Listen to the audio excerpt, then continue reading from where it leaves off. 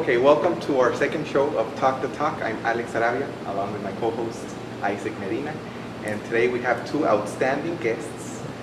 Brandon Figueroa, who is a boxer, a professional boxer from Weslaco, and he's 18-0. He just had his last victory a few days ago, and we're very proud of him. The whole community is, and also his dad is here with us, J.A.R. Figueroa. And we're going to be asking them a series of questions so that you all, as the viewers, will get inspired and maybe also follow in his footsteps if that's something that some of you want to do in the future. So first of all, thank you for being here and setting the time from your busy schedule to be here with us. And maybe we can start off by you telling us a little bit more about yourself to the audience, like where you're from, and a little bit about yourself. Oh, well, I'm from Weslaco, Texas. I was born and raised there. My parents were actually from Rio Bravo, so I was kind of, I always been that little Mexican white kid, and I didn't learn English until the second grade. As you can tell, I have a thick Mexican accent, and a lot of my family, especially my older brother, makes fun of it because it's really thick, and my tongue gets kind of like twisted when I try to talk in Spanish. Mm-hmm. But yeah, I mean that's where I'm from, and that's where I was born and raised. So tell us how you guys got started with boxing. Me, because by the time I was born, my dad and my older brother already had a thing going. So I don't know my dad much for sure. But Yeah, I grew up in the streets of Mexico, in Rio Bravo, and you had to fight for a spot to sell your gun. So I had to fight for that spot. And I think I have it in my blood. I mean, ever since I had to fight for whatever I wanted, because we migrated from Rio Bravo to Raymondville, and I got picked on a lot and bullied and all that. But I started defending myself and with whatever I could, and I earned the respect. El Mojao, and Alien, and a bunch of things. So I said I learned how to fight. I mean, I had it in me already. I wanted to be a professional boxer, but I was a migrant worker, and I always had to work. I didn't have time to train, or my dad was never with me. He was always away working, and when he would get home, he would go out, and it was like I didn't have a dad, and you need that support. Obviously, you need that support, and my mom, we were 9, and then my younger brother was born here, so we were 10. So there was no way. I mean, I had to walk to school, one pair of tennis shoes for school, one pair of pants, and man, that was it. I mean, so I had to work at an early age.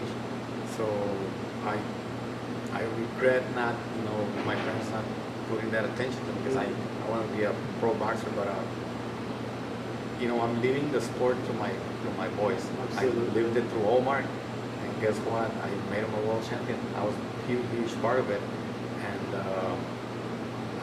I don't know, I had it in me. Yeah. I mean, so the origins of your children's boxing career started with you in the streets of Rio Bravo. Yes. And now this is your second son? My second son. Your second son. So your older son is already a world champion. Also known as Panterita. Yes. And now your younger son now is taking up the mantle. He came up to me and he was like 5 or 6, and he was real skinny and wimpy, and I told him, no, all my attention was with J.A.R, and he wanted to box, and I said, no, this is too tough and you're too skinny, but look where we at. I mean, I was a street fighter in Mexico. In street fights, man, I was one of the best, and I never smoked or drank, or I was always running and working out, and now I'm on the way to have another world champion from my own sons. So you played an instrumental role in both of your children, yes, training them and motivating them. And you need that guidance like 24/7. If you want to get to the top, you need that. You do need it, because don't go out. Hey, come on, guys. Hey, you gotta be with them. And it's a good lesson for everybody that even if you didn't have your parents' support, you can always change that around and be there for your kids. Well, J.A.R became one of the best baseball players in the valley, and I remember we would practice. He would be over there, and then I told, hey, in the next month, hey, get over there because you're hurting my hand. This guy was tremendous. J.A.R was something else. I remember that month when Oscar de la Hoya signed him. There was a Cuban trainer at baseball, and Alejandro, and he had some scouts from Mets, we're gonna come see Omar and this kid from La Jolla. And I told him, hey, my son no more baseball. He just signed with Golden. No, but why? He just signed. He was a damn good baseball player. Brandon, this guy's just good for boxing and, and for the girls. Yeah.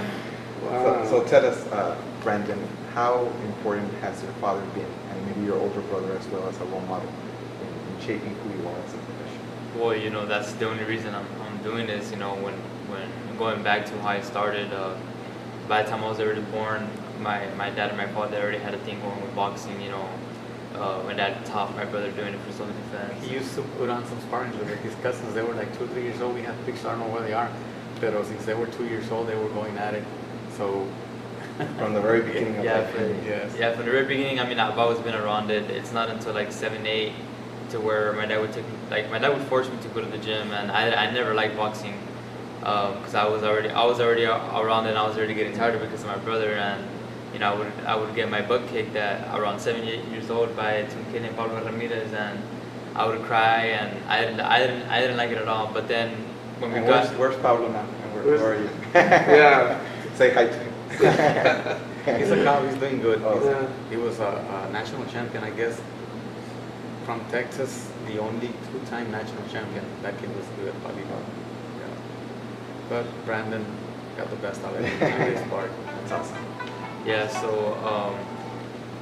so when we finally got our own gym, that's when me mentally myself, that's when I started telling myself, no, like I trained to beat that kid, and I trained myself, and ever since then, my dad just started believing in me because he would pay all his attention to my older brother. So from there, I started training myself, and that's when we went to the Super Clubs, and I won.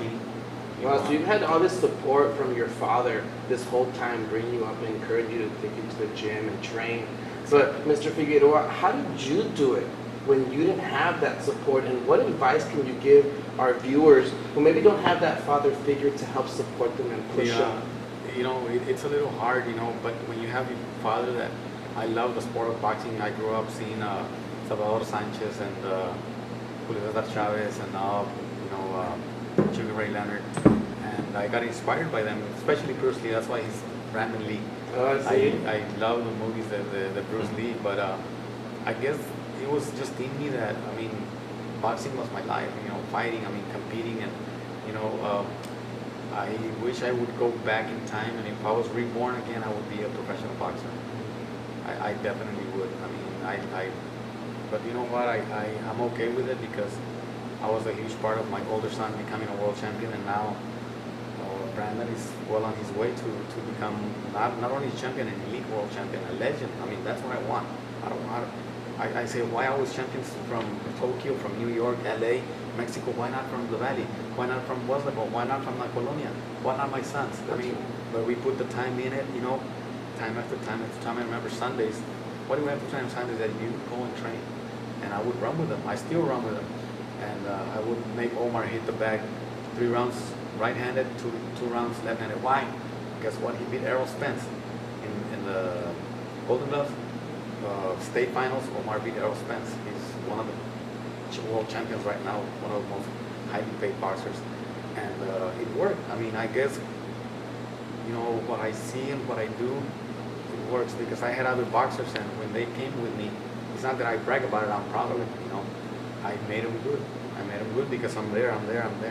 And what kind of training is required to build a champion? I mean, Monday through Friday. Mentally, you gotta be strong, and I would always inspire them. If I can do it, I'm, you know, this years old, and I have a 9-10 hour job, and I can come back and train and run with you guys. Why can't you guys do it? I mean, you're young, but I would always, you know, if I was gonna train someone, it's gonna be the best. That's my mentality. Setting the example also for them, and that's very, very important. Also, you know, outside the ring, they should respect everyone. Inside the ring, you know, there's no respect. And they have they have 2 lawyers that defend them. Mm-hmm. It's Mr. Righty and Mr. Lefty. That's how they I like that. That's how you see other boxers, they're trying to fight, and then inside the ring, they're tired and holding on, and they don't do crap. These guys do their fighting in the ring. That's how they were taught. That's very good. And it must be very rewarding as a father to see your children so successful and making us all here in the Valley very proud. And aside from them, you also train other boxers from the area, Yes, sir. right? Can you tell us more about that and the gym that you have? I have a boxing gym in Weslaco, and you know, everybody's welcome there. I have some kids that are looking great. I have some girls, some little girls también, and it's working good. I mean, they get inspired and they say, man, we train at a gym where one world champion came from here, and now they see Brandon. Brandon talks to them. Brandon gets there and, hey, hi, how you doing? And he helps them. He gives them advice, and in Christmas he gets them a little gift, and they're super happy, you know. And they look up to Brandon, and that's great, because boxing, it's a tough sport. It's not like playing football or basketball. No, this sport is about hurting your opponent. So it's a tough one. It's tough, and it takes a lot of discipline, eating, running, and going to bed early, and you know, mentally and physically, you gotta be ready. And I train, you know, I want to train to win, and that's my goal. Train to win. And that's why you have 2 winners. That's Yes, it. sir. That sounds excellent. What have been some of the obstacles or challenges that maybe you have faced in your career so far as a professional boxer? Well, maybe just injuries, but aside from that, I think I've had a really strong backbone, which is my family, the support from my fans, and most importantly, just my family and my father. Obviously, that's always been there. You know, one thing that has helped me a lot in doing this is my older brother. Just because I looked up to him. Honestly, I probably never looked up to any boxer. The only, I guess, person I looked up to has been my older brother in the sport, and just knowing that we're in the same sport together. We're in this.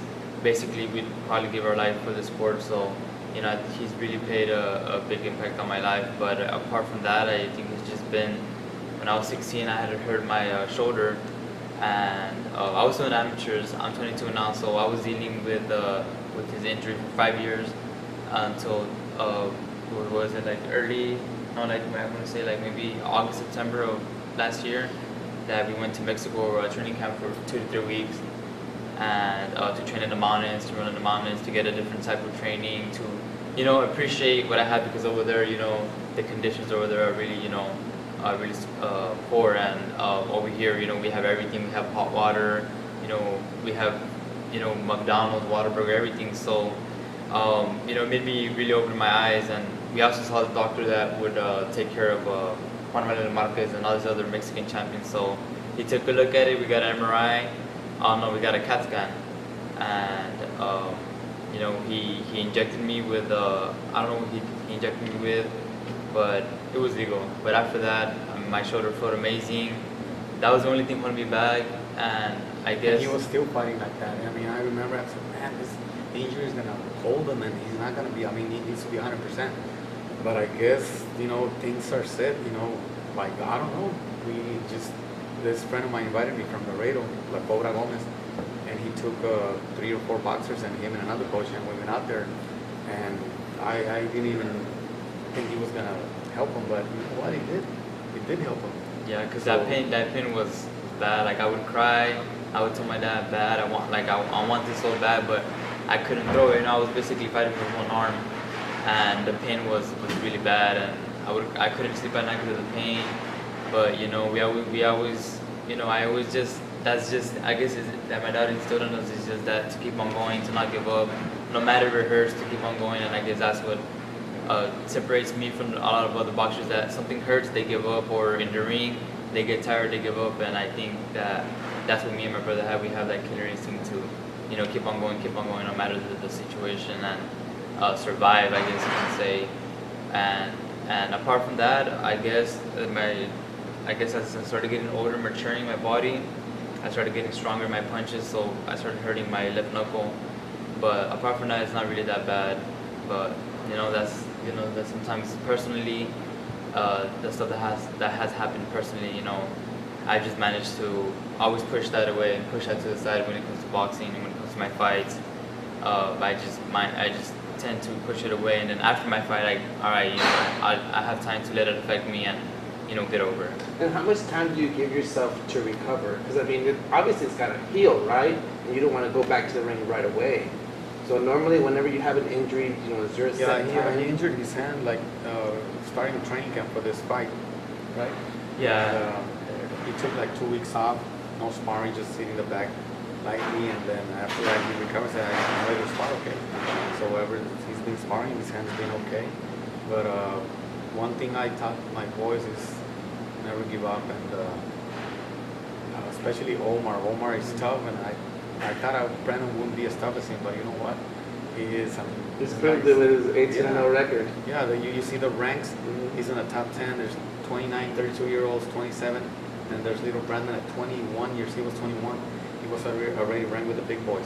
So that's what I wanted. You know, I wanted these guys to be known, not locally in the world, and that's what I train. People criticize me that I wasn't a professional or not even an amateur here, but you don't have to. I mean, hard work pays off, and just being constant, and I guess my training, the kind of training these guys have, not because I say it, because commentators say, man, these guys throw punches from all angles where you don't expect this punch to come from, and they're relentless. They don't let you think, and they don't let you get set up. And my thing was go to the body, and that will finish any boxer where he won't think as well as he used to think for set combinations, because he's already thinking about that body punch. He's opening up and then dropping the hands. Yeah. And I know that even professional boxers like Oscar de la Hoya think very highly of the gold, right? Oh, definitely. Yes. Yes. So, and all these sacrifices are part of the game.